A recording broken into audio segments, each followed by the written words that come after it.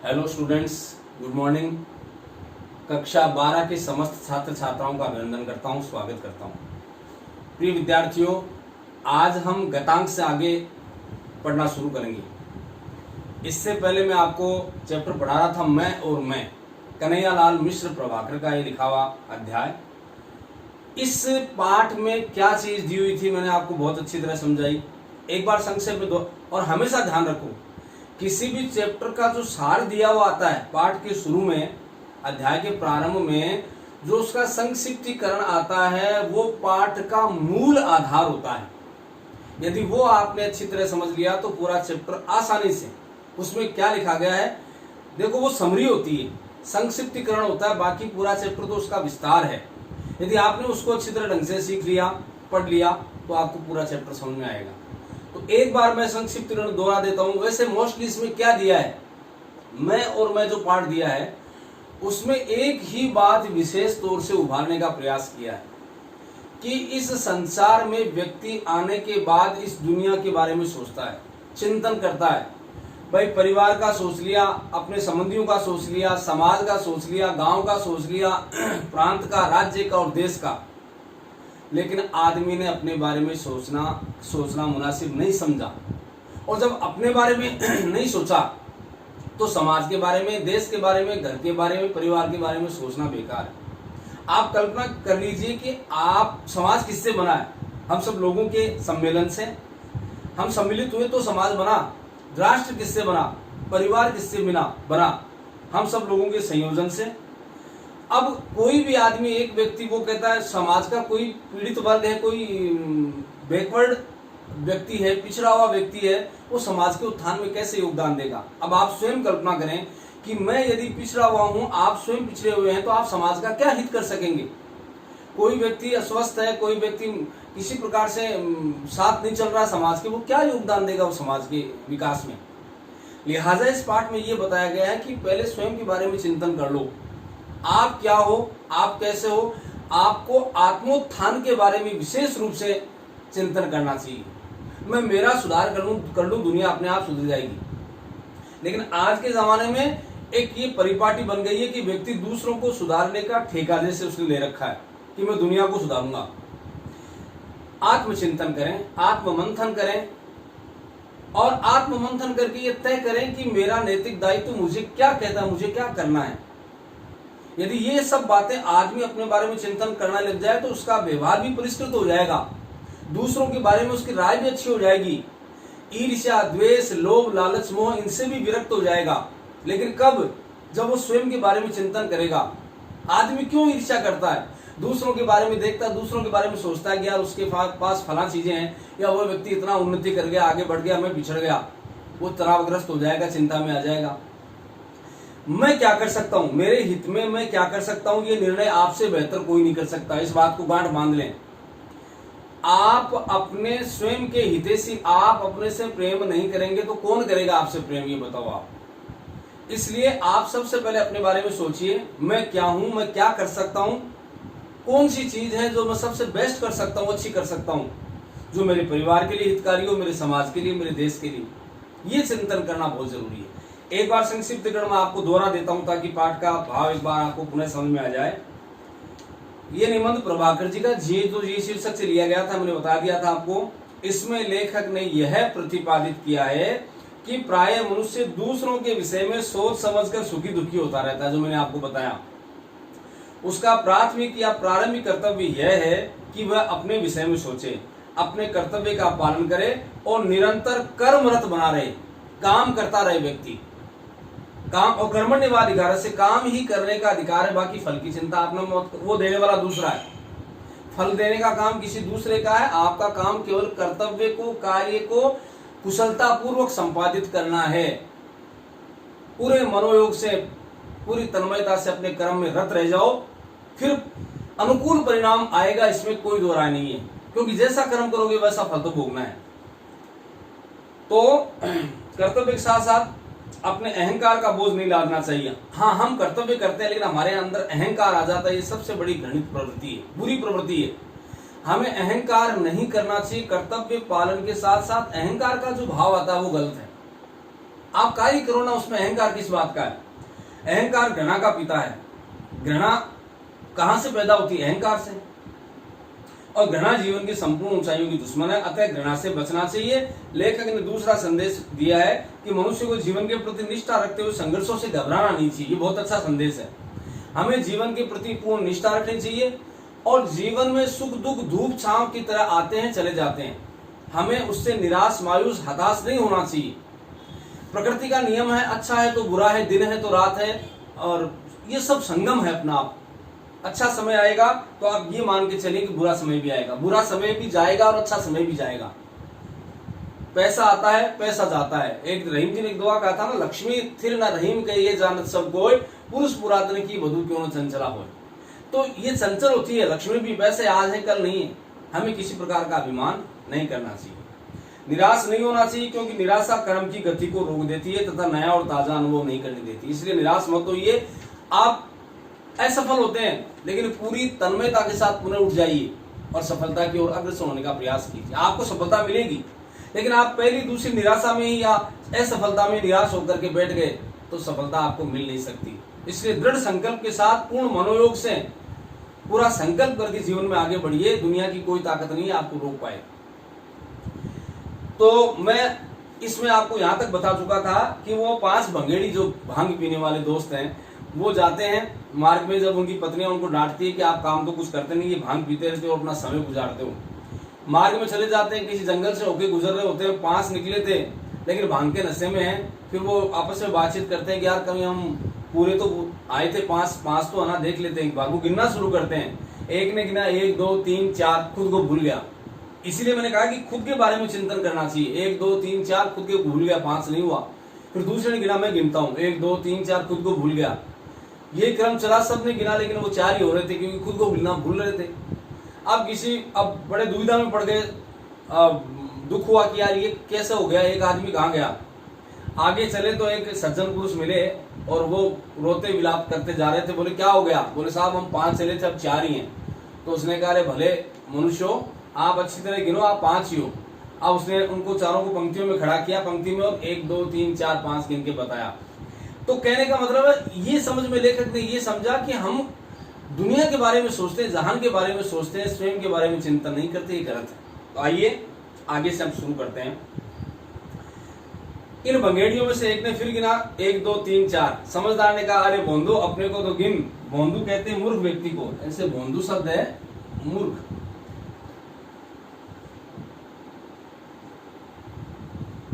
अरे मूर्ख, स्वयं को तो गिन, सबको गिन रहा है। तो अब इन लोगों को समझ में आया कि मामला यह है कि जो गिनता है स्वयं को भूल जाता है। यही हाल मेरा हो रहा है। तो अपने दोस्त से कहा लेखक ने कि यही हाल मेरा है। मैंने घर की सोची, पड़ोसी की सोची, देश की सोची और यूं समझो कि दुनिया की बातें सोची, पर अपनी बात भूल गया और कभी यह नहीं सोचा कि आखिर मेरे प्रति मेरा क्या कर्तव्य और क्या अधिकार है। आज मैं यही सोच रहा था कि तुम आ गए, कहो फिर मैं गहरे चिंतन में था कि नहीं। आज मैं स्वयं के बारे में चिंतन कर रहा था, बताओ मैं गहरे चिंतन में था कि नहीं। भाई बात तो तुम्हारी कुछ पते की सी लगती है कि हम दुनिया की बात सोचते हैं पर अपनी नहीं। और सच बात बड़े कह गए हैं कि आप मरे जग परले, यानी हम मर गए तो दुनिया मर गई। बात बिल्कुल सही है भाई, हमारा अस्तित्व ही नहीं है तो फिर हमारे लिए संसार क्या है। जैसे पुराने लोग पहले कहा करते थे आंख गई संसार गया, भाई दिखना बंद हो गया तो संसार हमारे लिए शून्य है, कुछ नहीं, अंधेरा है। वैसे अपना ही अस्तित्व नहीं है, हम ही दुनिया में नहीं है तो दुनिया का क्या आनंद हम लेंगे और दुनिया के बारे में क्या चिंतन हम करेंगे, क्या सोचेंगे।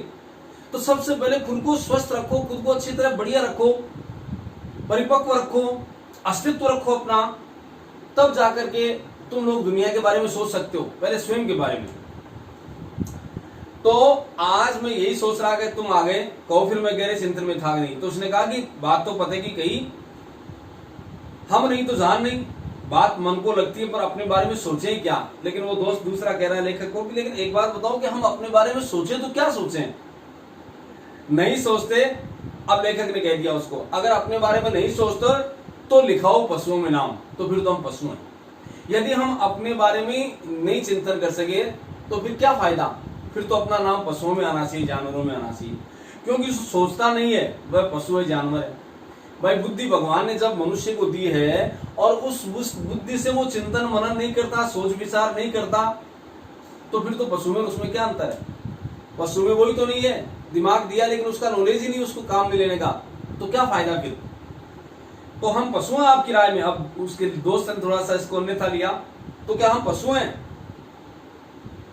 वाह साहब, आप हमें पशु बता रहे हैं, पर भाई ये तो बताओ कि हमारी पूंछ और सींग किधर दिखाई दिए हैं। अब वो एक कैसे कहते बेवकूफाना हरकत कर रहा है कि हमारी पूंछ और सींग कहाँ है।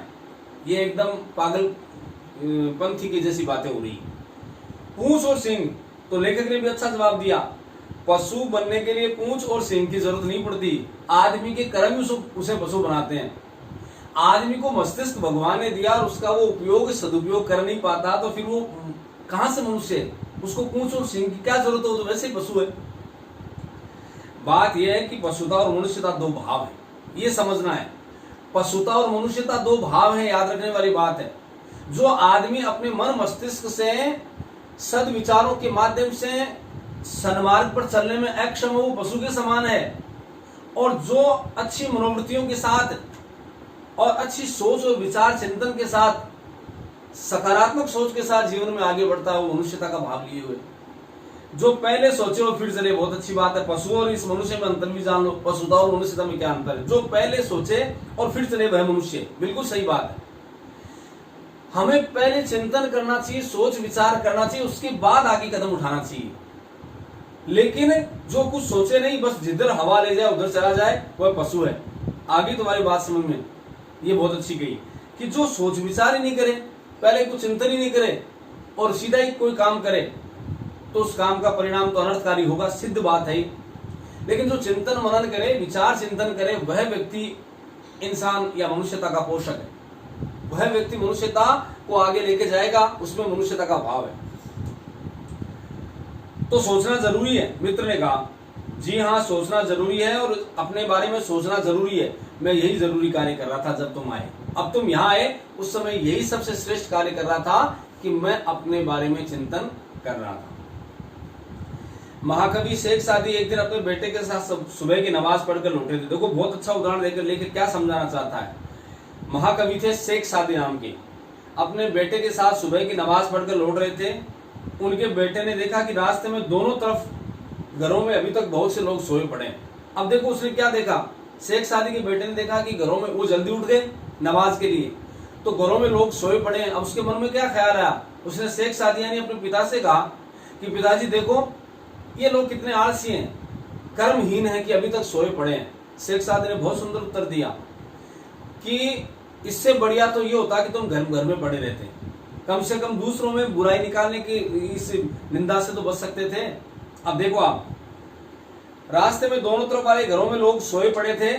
उसने अपने पिता से कहा, अब्बा ये लोग कितने पापी हैं कि अभी तक सोए पड़े और नमाज पढ़ने नहीं गए। देखो कैसे लोग हैं, नमाज का समय हो गया, ये लोग अभी तक सोए पड़े हैं। विचारक शेख सादी ने दुख भरे स्वर में कहा, बेटा बहुत अच्छा होता कि तू भी सोता रहता और नमाज न पढ़ने आता।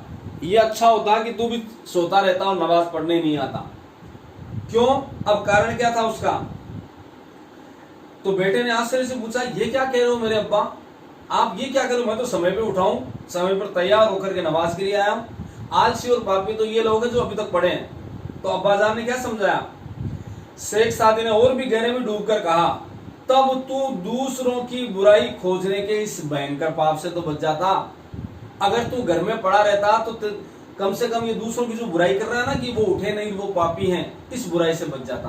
क्या जरूरत है किसी के बारे में टिप्पणियां करने की? अपने बारे में आत्मचिंतन करो ना, आत्ममंथन करो ना, अपने अंदर जाके देखो ना।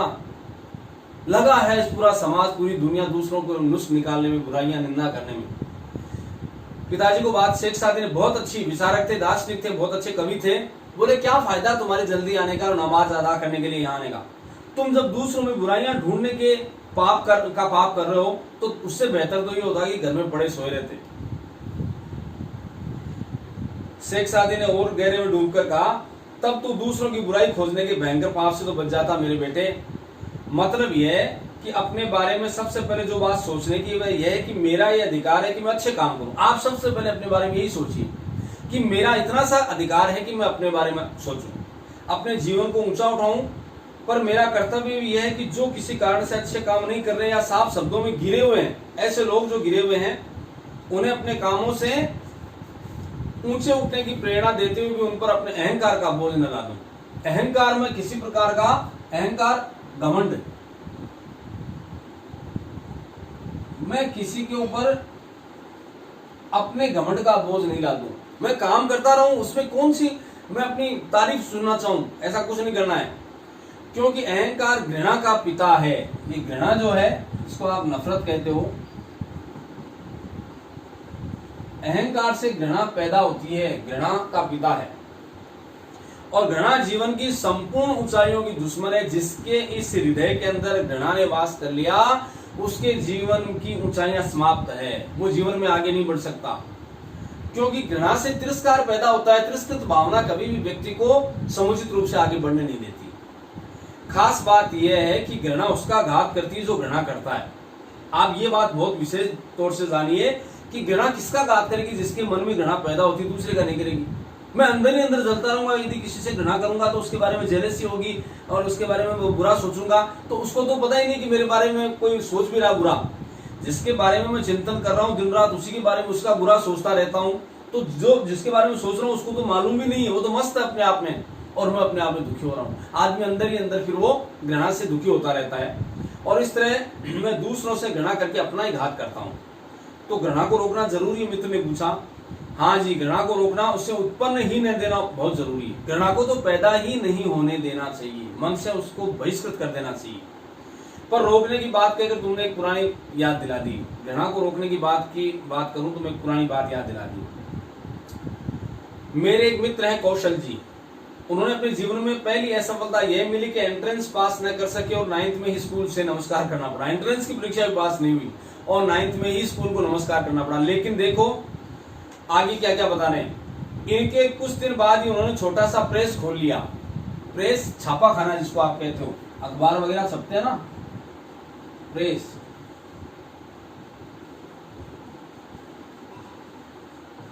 या पुस्तकें वगैरह छापी जाती है, वो प्रेस खोल लिया। साझीदार समझते हो आप। साजी समझदार था, कर्जा प्रेस के नाम लिखता रहा, आमदनी अपने। वो तेज था साजी, उसका साझीदार कौशल जी का। तो कर्जा तो उनके नाम लिखता रहा और जो कमाई होती वो अपने नाम। प्रेस फेल हो गया और मेरे मित्र चौराहे पर खड़े दिखाई दे। चौराहे पर खड़े दिखाई देना मतलब सब कुछ बर्बाद हो जाना, कुछ नहीं बचा उनके पास। अपने पिता की पूरी पूंजी लगाकर उन्होंने बर्तनों का एक कारखाना खोल लिया, लेकिन हार नहीं मानी, बर्तनों का कारखाना खोला। बर्तन बनते कलई होती, रुपए छनका करते। रुपए छनकना मुहावरा है।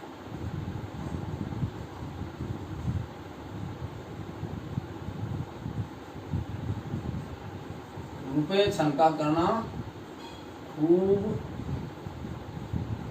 कमाई होना। रुपए खूब छनका करते साहब। तो रुपए छनका करते, सेठों में गिनती होने लगी। पर तभी उनकी पत्नी बीमार होगी। दुर्भाग्य ने उनका साथ नहीं छोड़ा, लेकिन देखो वो निराश और हताश नहीं हुए। ये प्रेरणा लेनी है कौशल जी से। कौशल जी का जो प्रसंग चल रहा है उससे यही सीखना है।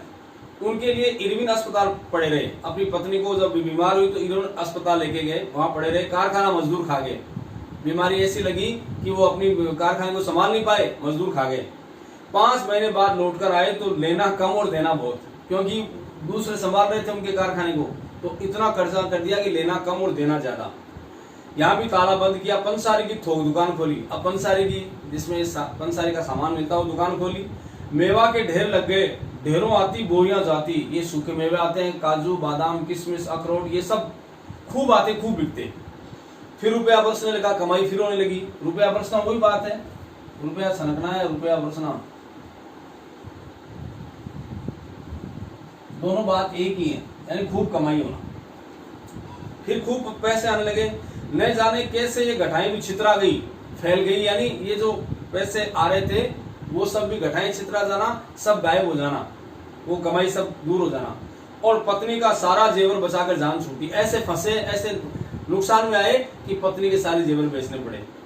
खाली तो रह नहीं सकते थे, घर से दूर जाकर होटल खोल लिया। लेकिन कौशल जी भी जीजी विसा वाले व्यक्ति थे और जाकर के एक होटल खोल लिया। चला, चमका और ठप हो गया। लेकिन होटल भी थोड़े दिन चला, थोड़ा दिन चमका और फिर एकदम से ठप। वहां से हटे और अपने संबंधी को सोडा वाटर फैक्ट्री में बैठने लगे। वहां से भी काम बंद नहीं किया, सोडा वाटर फैक्ट्री में गए। यहां से एक बीमा कंपनी में गए। देखो कितना काम परिवर्तित किया, लेकिन निराश नहीं हुए, हताश नहीं हुए, असफलता से घबराए नहीं। बीमा कंपनी में गए, खूब चमके। बीमा कंपनी में डायरेक्टरों का कुछ झमेला मचा।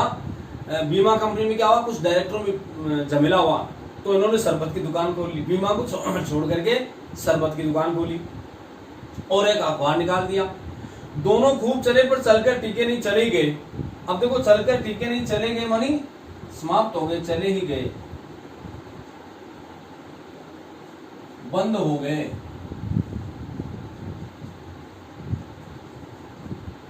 टीके नहीं, स्थायी नहीं रहे, चले गए, हमेशा के लिए वो बंद हो गए। कितनी निराशाएं उनके जीवन में आई, कितनी असफलताएं आई। मेरे मित्र अब पुस्तक प्रकाशक थे, लेकिन हार नहीं मानी, फिर पुस्तकों का प्रकाशन करने लगे।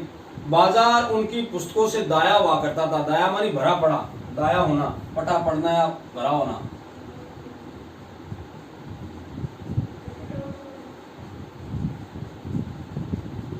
बाजार भरा पड़ता था उनकी पुस्तकों से। धूम थी, खूब जोर रहे। देश स्वतंत्र हुआ, उन्हें एक यात्रा के बीच में एक जाति के लोगों ने उतार लिया और जाने कितने दिन बंदी बनाए।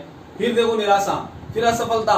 उनको स्वतंत्रता के समय आजाद हुआ भारत, उसके बाद में कुछ जाति के लोगों ने ऐतराज किया उनके पुस्तकों से या किसी लेख पर, उनको बंदी बना लिया। जाने कैसे बचे और कहां कहां भटकते रहे। बहुत दिन बाद एक पत्रकार के रूप में प्रकट हुए और अब शांति के साथ सम्मान की और व्यवस्था की जिंदगी बिता रहे हैं। अब इतना काम किया, इतनी बार असफलताएं मिली, लेकिन निराश नहीं हुए। लगातार काम बदलते गए और काम करते रहे। उन्हें देखकर बराबर मेरा दिमाग चक्कर में रहता है कि ये सज्जन कितने अद्भुत हैं कि इतनी असफलताओं के थपेड़े खाकर भी निराश नहीं हुए।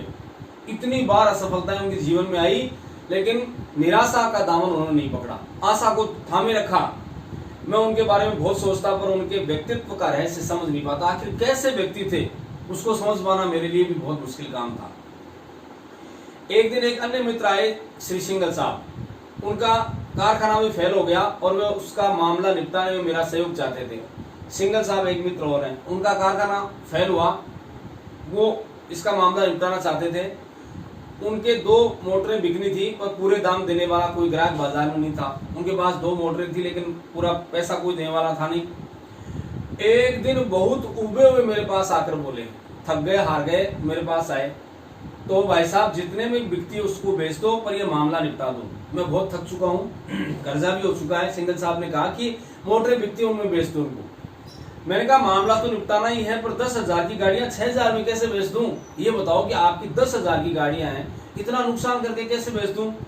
बोले 6,000 में बेच दीजिए। देखो सोचना बात को, 6,000 में बेच दीजिए। एक शब्द आया इसमें, और ये मैं बता देता हूं पहले ही, फ्रेश स्टार्ट।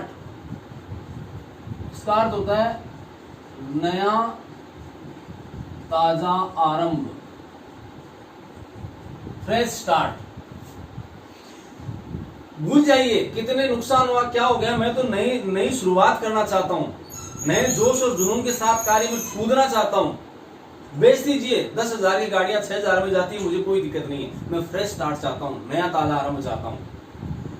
बोले 6,000 में बेच दीजिए। बात यह है कि ये मामला निपट जाए तो मैं फ्रेश स्टार्ट ले सकता हूँ, ताजा नया ताजा आरंभ कर सकता हूँ। फ्रेश स्टार्ट लेने का तो गाड़ी से मत लगाओ आप यहाँ, ये तो उदाहरण दिया है कि मेरा काम फ्लॉप हो गया, मैं उस काम से दरकिनार होता हूँ और नई जुनून के साथ मैं असफल हो गया, इस बात से निराश नहीं हूँ, पूरी ताकत और जुनून के साथ नया कार्य प्रारंभ करना चाहता हूँ। फ्रेश स्टार्ट, नया ताजा आरंभ,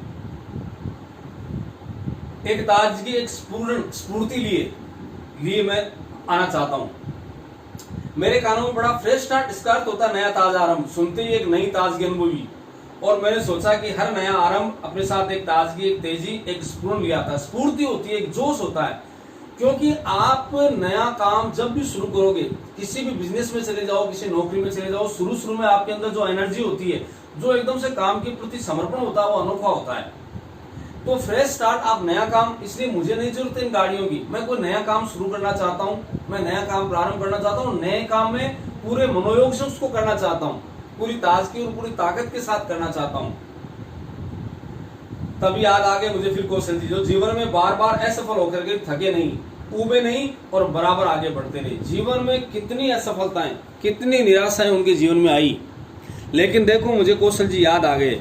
कि जीवन का यही तो फलसफा है कि न जाने कैसी कैसी विषम परिस्थिति आए, नर हो न निराश करो मन को, विचार लो कि मृत्यु हो न मृत्यु से डरो कभी, मरो परंतु यूं मरो की याद तो करे सभी, हुई न यूं सुमृत्यु तो वृथा जिए वृथा मरे, वही मनुष्य है कि जो मनुष्य के लिए मरे। आप अपने बारे में सोचे, चिंतन करें, तभी तो दूसरे के बारे में सोच सकते हैं।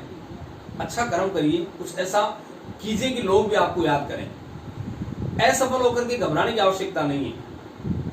कभी याद आ गए मुझे फिर कौशल जी, जीवन में बार बार असफल होकर के भी थके नहीं और उबे नहीं और बराबर आगे बढ़ते रहो। आज ही पहली बार मेरी समझ में आया उनकी उस अपराजित वृत्ति का रहस्य, अपराजित वृत्ति का रहस्य,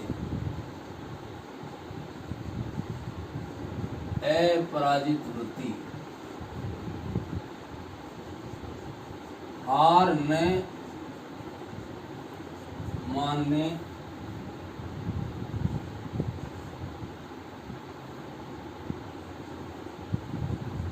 मनोवृत्ति, हार न मानना। कौशल जी ने जीवन में कितने काम किए, कितनी बार असफल हुए, हार नहीं मानी, अपराजित वृत्ति। आप एक चीज में असफल हो गए, बुरी तरह टूट गए, निराश हो गए, अब नहीं हो सकता, अब हम आगे नहीं बढ़ सकते। ये सीखना चाहिए कौशल जी ने, जिन्होंने कम से कम 10 तो इनमें गिनवा दिए कि 10 प्रकार के काम धंधे शुरू किए, सब असफल हुए, लेकिन अंत में वो सफल होकर के उन्होंने दिखाया।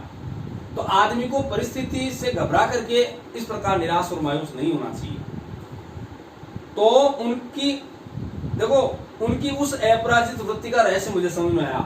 यह रहस्य है नया ताजा आरंभ, नई ताजगी के साथ, स्फूर्ति के साथ, जुनून के साथ, जोश के साथ आप नया ताजा आरंभ कीजिए, आपको सफलता मिलेगी, कोई रोक नहीं सकता। वे हारे पर हार कर रुके नहीं, और इस न रुकने में ही उनकी सफलता का रहस्य छिपा हुआ है। वो हारे लेकिन निराश होकर के रुके नहीं, कदमों को चलाते रहे, आगे बढ़ते रहे। कितनी बार आर्थिक, मानसिक, शारीरिक सब असफलताएं उन्होंने झेली, लेकिन निराश नहीं हुए और नए ताजा आरंभ के साथ फ्रेश स्टार्ट, पूरी लगन और मनोयोग से नया आरंभ किया और आगे बढ़ गए। मैंने सोचा मेरा अपने प्रति यह अधिकार है कि मैं हार जाऊं, थक जाऊं, गिर भी पड़ूं और भूलूं भटकूं भी, क्योंकि ये सब मनुष्य के नाते में स्वाभाविक है, सभी में होता है। हार भी सकते हैं, भूल सकते हैं, भटक सकते हैं, मार्ग भटक सकते हैं, संभव है। पर मेरा यह कर्तव्य है कि मैं हार कर भागूं नहीं। ये बहुत अच्छी सीख है। हारना, गिरना, असफलता होना, ये सब मनुष्य के जीवन के एक अंग हैं, लेकिन उनको स्वीकार करके वहीं बैठ जाना, रुक जाना, ये गलत। ऐसा नहीं करना चाहिए।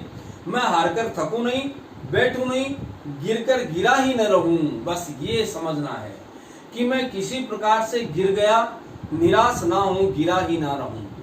मुझे जीवन में पूरे संबल के साथ, ताकत के साथ आगे बढ़ने की चेष्टा करते रहना चाहिए, चाहे कितनी भी विषम परिस्थितियां प्रतिकूल मेरे हो जाएं, लेकिन मैं मायूस ना हूं, मैं उदास ना हूं, मैं हताश ना हूं, मैं निराश ना हूं। प्रगति के पथ पर आगे बढ़ने का संकल्प, जो दृढ़ संकल्प मनुष्य की एक श्रेष्ठ मनोवृत्ति होनी चाहिए, उसका हमेशा उसको आगे बढ़ाना चाहिए। उस मनोवृत्ति का हमेशा संचय करके उसको बाहर निकालना चाहिए। तो मैं थककर बैठा नहीं रहूं, गिरकर गिरा ही न रहूं और भूल भटक कर भरमाता ही ना फिरूं। जीवन में उलझने आएंगी, भ्रम में आकर के भटकता ना रहूं, क्योंकि जीवन भगवान ने इसलिए दिया कि मनुष्य हो आप, आपके पास सबसे श्रेष्ठ चीज दी है ये मस्तिष्क, उसका सदुपयोग करके न जाने तुम क्या से क्या प्राप्त कर सकते हो। जो राष्ट्रपति बनते हैं, प्रधानमंत्री बनते हैं, बड़े लीडर बनते हैं, बड़े बड़े अच्छे ओहदे पर जाने वाले लोग बनते हैं, आखिर हैं तो वो भी हाड़मास के चरम से बने हुए, वही तो मनुष्य इंसान ही तो है ना। लेकिन उन्होंने असफलता, आप ऐसे कई प्रसंग देख सकते हो, कई महामनाओं के, कि जिनके प्रसंग से आप सीखते हो कि कितना उन्होंने निराशाएं, हताशाएं भोगी है, लेकिन कहां चले गए। तो भूल भटक कर बर्माता ही ना फिरूं, जल्दी से जल्दी अपनी राह पर आ जाऊं। अपना मार्ग नहीं, मतलब पदच्युत नहीं होना है, अपने पद से च्युत नहीं होता, अपना पद से हटना ही नहीं है। असफलता है उनको स्वीकार कीजिए, प्रसाद है ईश्वर का।